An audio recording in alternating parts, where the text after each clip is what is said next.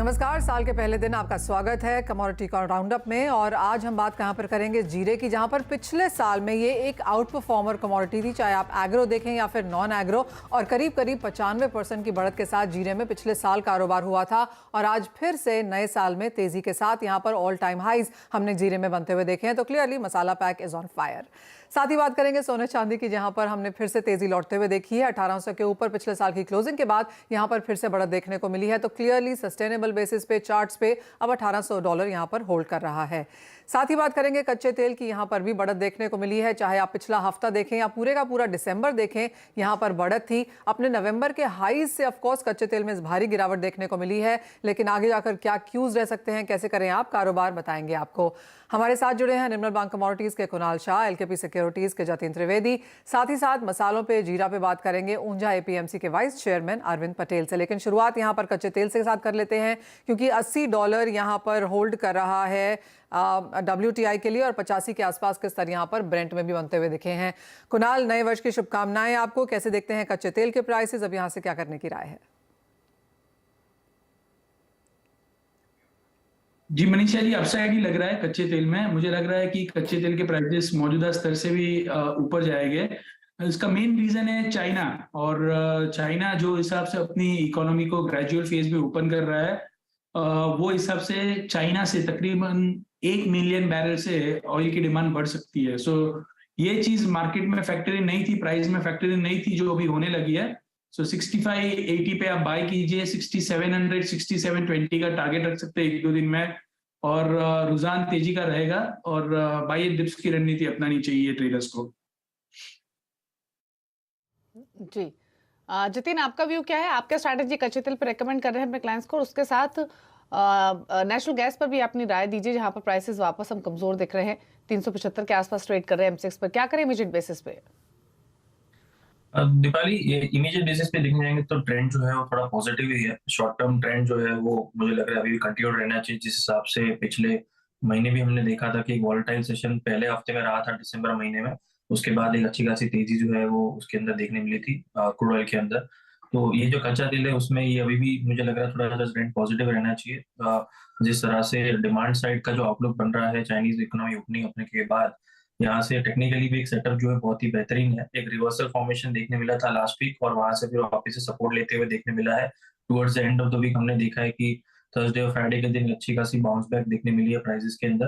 तो टेक्निकली मेरे हिसाब से जब तक 6400 के ऊपर ट्रेड कर रहा है, तब तक कच्चा तेल के अंदर जो है वो बाइंग मोमेंटम कंटिन्यू रहेगा इस हफ्ते। 6750 6800 ये इनिशियल रेजिस्टेंस है जो इस हफ्ते छूने की कोशिश कर सकता है कच्चा तेल MCX पर। और साथ ही साथ में जो सपोर्ट जैसे मैं बताया 6400 का, सो बाइंग ऑन डिप्स की रणनीति यहाँ पर फेवरेबल है।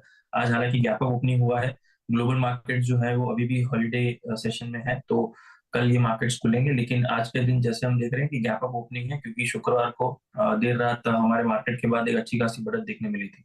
सो अभी बाय ऑन डिप्स की स्ट्रैटेजी रखिए। 6550 ये जो गैप है जो ओपन हुआ है वो गैप फिल होता है आज या कल में, तो वहां पर बाइंग की अपॉर्चुनिटी बनेगी। और हायर साइड पे जैसे मैंने बताया 6800 के टारगेट्स के लिए एम करें। इंट्राडे स्ट्रेटेजी नहीं रहेगी है, क्योंकि इंट्राडे में मार्केट्स जो है वो लो वॉल्यूम्स के साथ ट्रेड करते हुए देखने मिलेंगे, बिकॉज मार्केट्स क्लोज्ड है कॉमेक्स और अन्य जो भी कमोडिटीज की मार्केट्स जो है वो। सो यहाँ पर जो व्यू पॉइंट है वीकली बेसिस पर है, इसको ये ध्यान में रख के ट्रेड कर सकते हैं।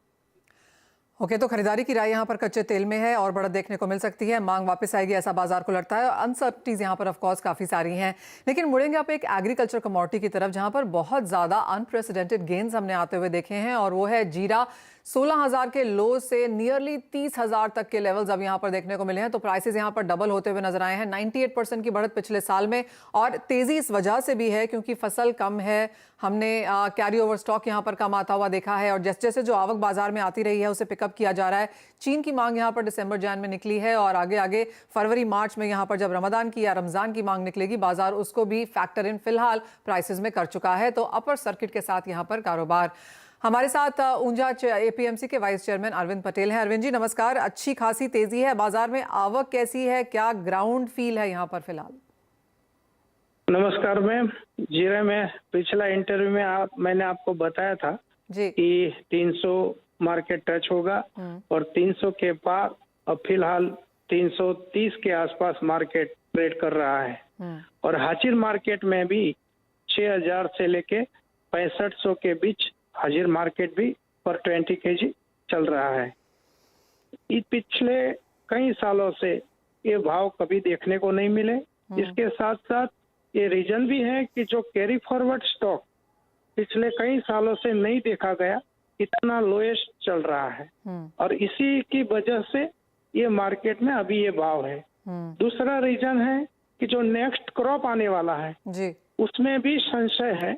वेदर का सपोर्ट न रहने से जो नया क्रॉप आने वाला है मार्च अप्रैल में, उसमें भी धारणा ये बनी हुई है कि करीब पिछले साल या इसके इक्वल या मतलब 50 से 55 लाख बोरी का जो पिछले साल का क्रॉप आया था,